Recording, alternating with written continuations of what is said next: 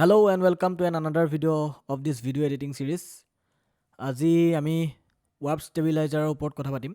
Warp ষ্টেবিলাইজাৰে কেনেকৈ video' এটা smooth কৰি তোলে, আমি সেইটো ব্যৱহাৰ কৰি কেনেকৈ মানে ধৰি লওক জিটেৰি ক্লিপ এটা বা লৰি থকা ক্লিপ এটা কেনেকৈ আমি স্মুথ কৰিব পাৰোঁ, বা গিম্বল বহুতৰ আমাৰ নাথাকে। তো গিম্বল এডাল নাথাকিলে মানে আমি কি ধৰণে শ্বুট কৰি পেলাই আনিও যদি লৰি থাকে ক্লিপবিলাক, সেইটো আমি কেনেকৈ স্মুথ কৰিব পাৰোঁ অলপ হ'লেও। সেইটোতো আৰু গিম্বল নিচিনা মুভমেণ্ট কেতিয়াও নাপায়, কিন্তু অলপ স্মুথ কৰি পেলাই আমি কামখিনি কৰিব পাৰোঁ মানে। এইকেইটা ক্লিপততো তেনেকুৱা ইমান হেৰি নাই, বেলেগ এটা ক্লিপ আনি লওঁ, চাওঁ এইটোত থাকিব লাগে অলপ জাৰ্ক। সেই জাৰ্কবোৰ মানে এইটো চাওক, এইখিনি লৰি আছে দেখিছে। সেইটো মই আৰু এটা কপি বনাই ৰাখিছোঁ যাতে পিছত দেখাব পাৰোঁ বস্তুটো। তো ইয়াত একো নাই, আমি আকৌ ইফেক্টছলৈ গ'লোঁ। ইয়াতে চাৰ্চ কৰি ল'লোঁ warp stabiliser, WARP warp stabiliser. এইটো ধৰি পেলাই টানি আনি ক্লিপটোত দি দিয়ক। বেকগ্ৰাউণ্ডটো এনালাইজ কৰি আছে ফ্ৰেম বাই ফ্ৰেম। এইটো আমাৰ এটা কথা আছে দেই, এইটো ইমান নালাগে, অলপ কমাই দিওঁ।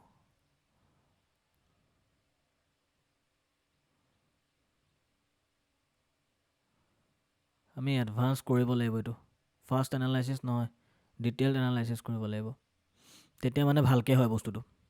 চাওঁ কিমান টাইম লাগে। সেইটো চাওক, ফ্ৰেমটো এতিয়া লাহে লাহে লৈ আছে, 5% 6% হৈছে, কিন্তু অকণমান লাগে দেই মানে বস্তুটো, যিহেতু অলপ হেভি বস্তু হয়, তো অকণমান টাইম লয় মানে।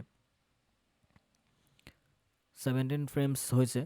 আৰু এটা কথা আছে, ৱাৰ্প ষ্টেবিলাইজাৰটো এতিয়া মই যোনটো ফুটেজ শ্বুট কৰিছোঁ সেইটো ডাইৰেক্ট দিছোঁ কাৰণে একো প্ৰব্লেম হোৱা নাই।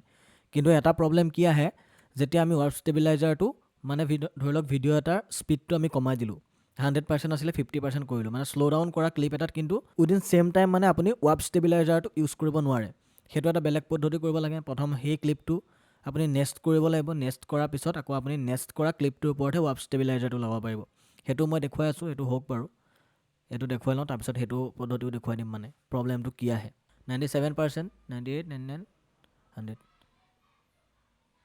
অ'কে, ষ্টেবিলাইজ হৈ গ'ল। এতিয়া আমি একবাৰ এইটো ৰেণ্ডাৰ কৰি লওঁ, যাতে হাল্লা শুনিব পাৰে গাইজ। ৰাস্তাইদি বিয়া গাড়ী এখন গৈছে, ওচৰতে বিয়া এখন আছে, সেইকাৰণে। এইটো চাওক, একো জাৰ্ক নাপাব ইয়াতে আপুনি। এতিয়া পূৰা স্মুথ, পূৰা স্মুথ।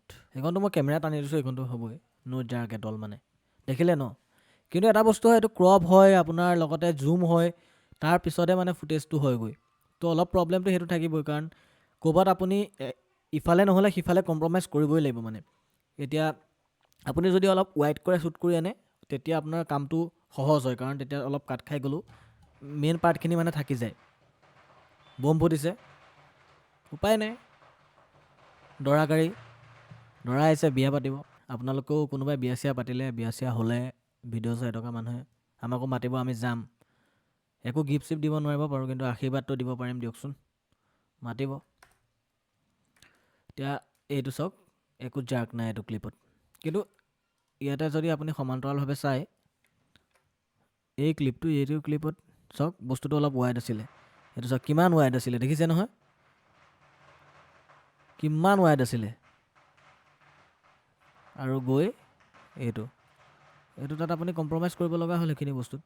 কিন্তু এইটো আপুনি ইয়াতে অলপ ছাবস্পেচ নকৰি, ধৰি লওক আপুনি পজিশ্যন স্কেলটো যদি কৰে বা পাৰ্চপেক্টিভটো কৰে, এইকেইটা চেঞ্জ কৰি থাকিলে আপুনি ডিজায়াৰ্ড লুক এটা পাব পাৰিব মানে। মই খালি পদ্ধতি সেইটোহে দেখাই দিছোঁ। বা এই বৰ্ডাৰ্ছখিনিও আপুনি কেনেকৈ মিলাই ল'ব পাৰিব, স্মুথটোও আপুনি মিলাই ল'ব পাৰিব। আৰু আপোনাক খালি এই ডিটেইলড এনালাইচিছ কৰিব দেই, ফাৰ্ষ্ট এনালাইচিছ কৰিলে ইমান পাৰফেক্টলি নহয়গৈ কেতিয়াবা কামখিনি। এই কামখিনি কৰিব। লগতে মই এতিয়া আপোনালোকক এই ক্লিপটোত দেখাম, সেইটোতো ধুনীয়াকৈ ৱাৰ্প ষ্টেবিলাইজাৰটো ধৰি লওক খাই গ'ল। কিন্তু এতিয়া যদি মই এই ক্লিপটোৱে জাৰ্ক থকাৰ পৰাই মই দেখাইছোঁ, এই জাৰ্কখিনিৰ পৰাই যদি মই এইটো শ্ল' ডাউন কৰি দিওঁ ক্লিপটো, ধৰি লওক 50% মই কৰি দিলোঁ, হ'ল। ক্লিপটো শ্ল' হৈ গ'ল, চাওক ক্লিপটো শ্ল' হৈ গ'ল। শ্ল' হোৱাৰ লগে লগে জাৰ্কটো অলপটো কমেই। কিন্তু ইয়াত যদি মই আকৌ ৱাৰ্প ষ্টেবিলাইজাৰ দিব খোজোঁ, ইয়াত নহ'ব, ডাইৰেক্ট আহি যায়। চাওক, warp stabiliser and speed cannot be used on same clip. তেতিয়া আপুনি কি কৰিব, ইয়াতে যোনটো আমি ৱাৰ্প ষ্টেবিলাইজাৰটো এড কৰিছিলোঁ, সেইটো আপুনি ডিলিট কৰি দিম। ডিলিট কৰি এইটোত ৰাইট ক্লিক কৰি ইয়াত এটা নেক্সট বুলি অপশ্যন থাকে, চাওক নেক্সট, এইটো কৰি দিব, হৈ গ'ল। এইটো এটা ক্লিপটো নেক্সট হৈ গ'ল।